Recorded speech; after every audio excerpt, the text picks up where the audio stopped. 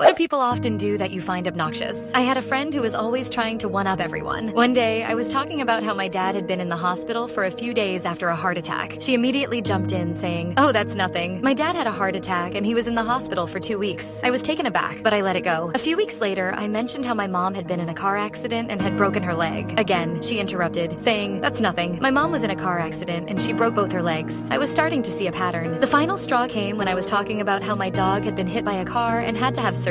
She immediately said, "Oh, that's nothing. My dog was hit by a car and he had to have 2 surgeries." I couldn't take it anymore. I looked at her and said, "You know, it's not a competition. We don't have to try to outdo each other with our tragedies." She looked at me shocked and said, "I'm not trying to one-up you. I'm just sharing my experiences." I replied, "Well, it sure feels like you're trying to one-up me. Every time I share something, you have to come back with something worse." She didn't say anything, and we didn't talk for a few days. Eventually, she apologized and we moved on, but I always kept that in the back of my mind.